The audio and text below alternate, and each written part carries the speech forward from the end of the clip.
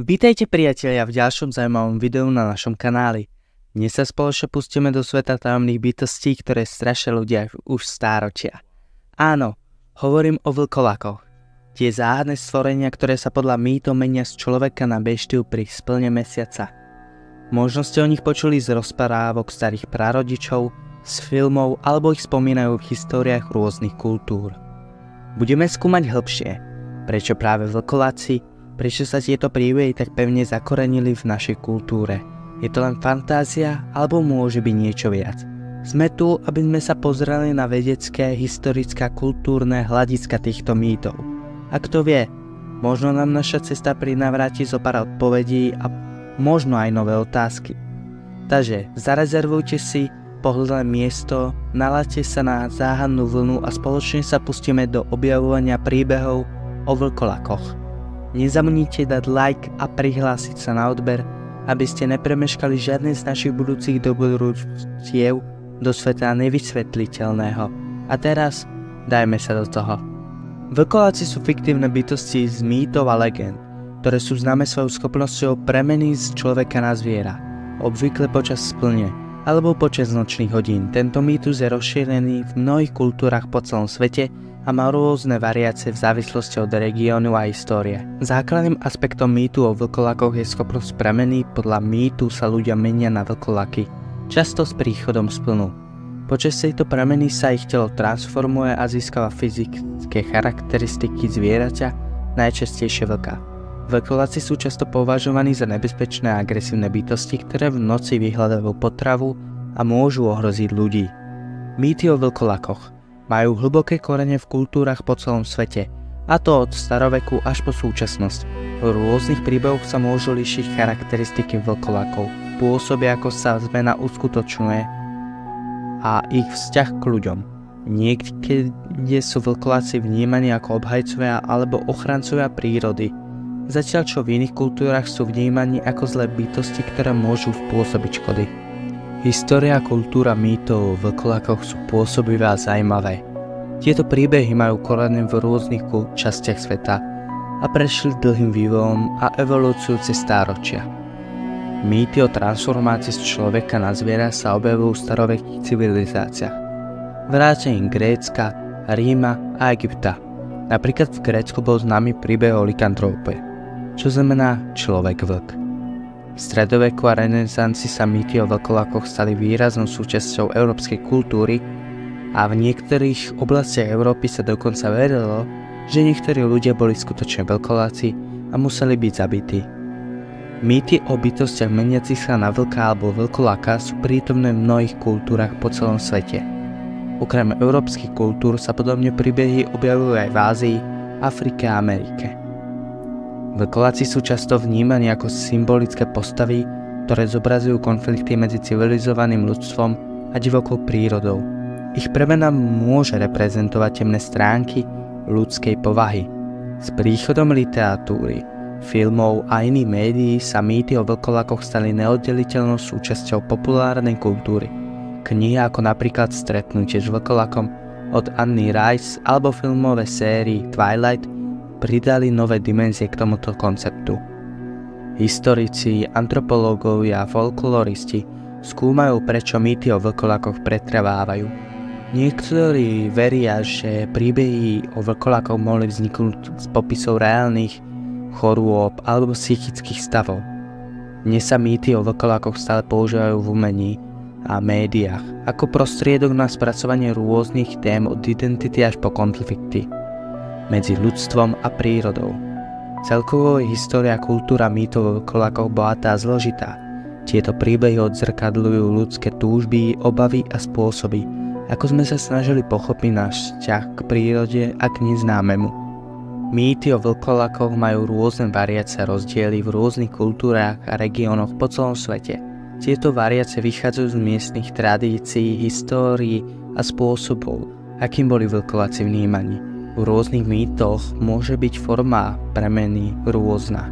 Niektoré príbehy hovoria o úplnej transformácii človeka na veľkého vlka, zatiaľ čo iné hovoria o transformácii na hybridného tvora s rysmi vlka.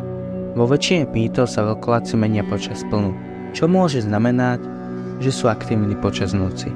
Avšak v niektorých prípadoch sa môže meniť za akýkoľvek nočných podmienok. Vlkoláci majú v rôznych kultúrach rôzne vzťahy k ľuďom. Niektoré mýty hovoria o vlkolákoch ako o ochrancoch prírody, ktorí trestajú tých, ktorí poškodzujú životné prostredie. V iných prípadoch sú vlkoláci vnímaní ako nebezpeční a zlí, ohrozujúci ľudí. V rôznych kultúrach existujú rôzne spôsoby, ako neutralizovať alebo ochrániť sa pred vlkolákmi. To môže zahŕňať použitie striebra, zlatých predmetov, posvätných symbolov alebo rituálov. Príčina premeny na vlkoláka sa v rôznych mýtoch môže líšiť. Niektoré mýty hovoria o kliatbe alebo prekliatí, iné o dedičných vlastnostiach alebo očarení. Fyzické zobrazenie vlkolákov sa môže líšiť v rôznych kultúrach. Niektoré kultúry popisujú vlkolákov ako obrovské a strašidelné bytosti, zatiaľ čo iné môžu zobrazovať vlkolákov ako menšie a rafinovanejšie. V dnešnej dobe sú mýty o vlkolákoch stále prítomné v populárnej kultúre, ale súčasne interpretácie môžu byť odlišné od tradičných príbehov. Mnohokrát sa vytvárajú nové perspektívy a prístupy k mýtu. Kultúry na celom svete majú rôzne mýty a príbehy, ktoré sú zasadené do ich vlastných kontextov. Tieto odlišné interpretácie odrážajú rôzne spôsoby myslenia a hodnoty. Celkovo vzaté, variácie a rozdiely v mýtoch o vlkolákoch nám ukazujú šírku a bohatstvo ľudskej kreativity a kultúrneho dedičstva. Tieto rozdiely prispievajú k pestrosti a zaujímavosti tohto mýtu a jeho vplyvu na našu spoločnosť. Vlkoláci sa stali neoddeliteľnou súčasťou popu kultúry a objavujú sa v rôznych médiách, od filmov a kníh po televíziu a videohry. Ich príťažlivosť spočíva v ich tajomnom charaktere a možnosti premeny z človeka na zviera. Vlkoláci sú častom stredobodom hororových filmov a kníh. Ich schopnosť premeny a nebezpečná povaha z nich robia skvelých antagonizmus pre príbehy plné napätia a strachu. Populárna séria kníh Twilight od Stephenie Meyerovej sa zaoberá vzťahmi medzi človekom a vlkolákmi. Tieto knihy zahŕňujú romantický a fantastický prvok, čím pridávajú nový rozmer do popkultúry vlkolákov.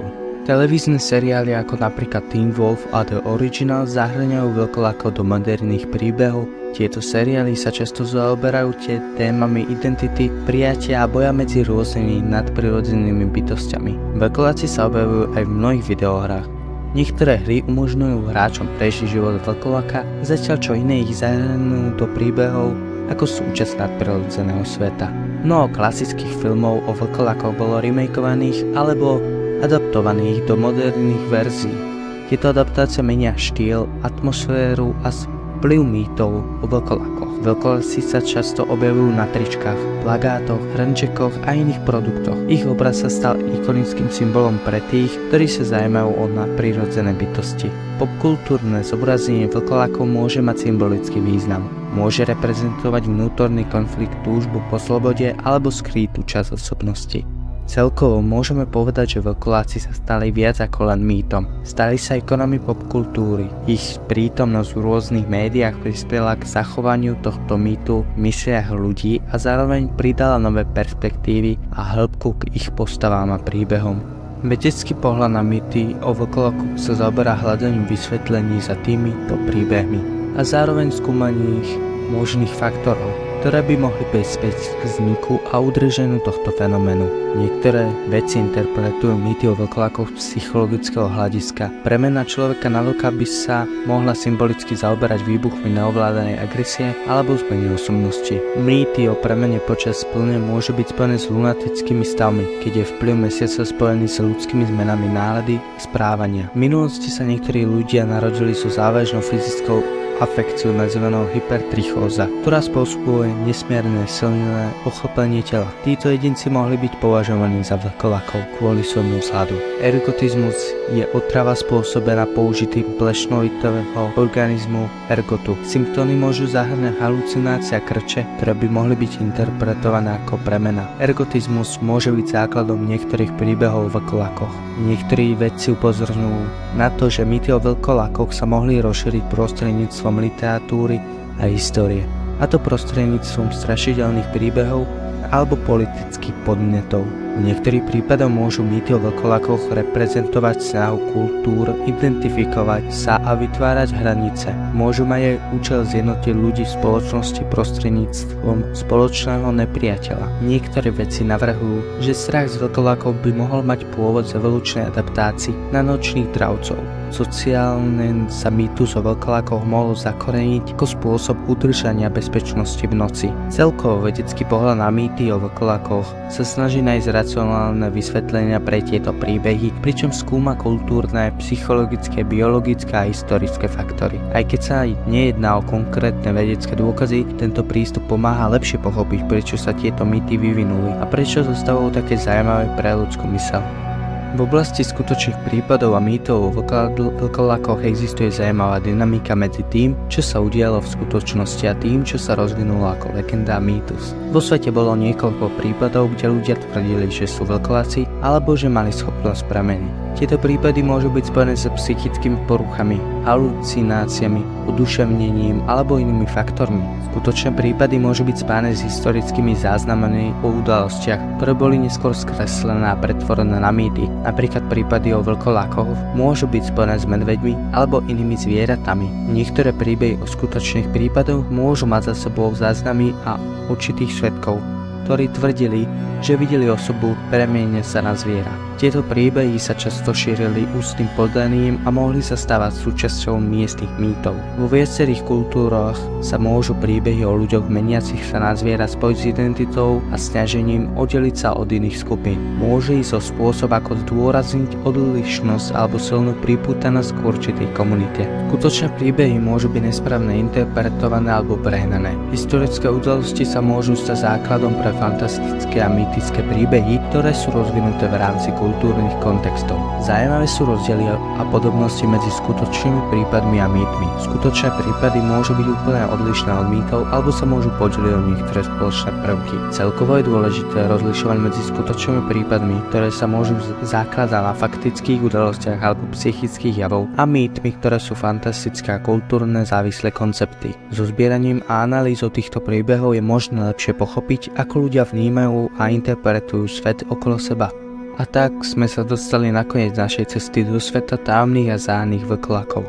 Mýty o týchto bytostiach nás prevádzajúce stáročia zanechávajú nás množstvom otázok a úvah. Ako sme spoločne objavili, vlkoláci nám ponúkajú nielen zábavu, ale aj hĺbšie vnímanie ľudskej mysle a kultúry. Od ich historických koreňov až po modernú popkultúru sme sa pozreli na rôzne aspekty, ktoré formovali túto záhadnú bytosť. Mýty o vlkolákoch sa líšia v rôznych kultúrach a oblastiach, čo nám ukazuje, aké bohaté a rozmanité môže byť ľudské myslenie. Vedecký pohľad nám poskytol nový náhľad na to, prečo by sa tieto príbehy mohli vyvíjať a aký môže byť ich skutočný základ. Rozdiely medzi skutočnými prípadmi a mýtmi nám ukazujú komplexitu nášho vnímania reality a toho, čo je nad rámec toho, čo vieme vedecky vysvetliť. Už sa vám vlkoláci javia ako symbolické postavy, nebezpečné bytosti alebo jednoducho fascinujúci mýtus, dúfame, že naša cesta do ich sveta vám priniesla nové pohľady a inšpiráciu. Ďakujeme, že ste sa pripojili k tomuto dobrodružstvu a tešíme sa, že sa budeme s vami stretávať pri ďalších tajomných témach. Nezabudnite sa prihlásiť na odber a nechať nám komentár, čo by ste radi videli ďalšie. Doteraz však zotrvajte v úžase a nevysvetliteľnosti. Ďakujeme vám a dovidenia.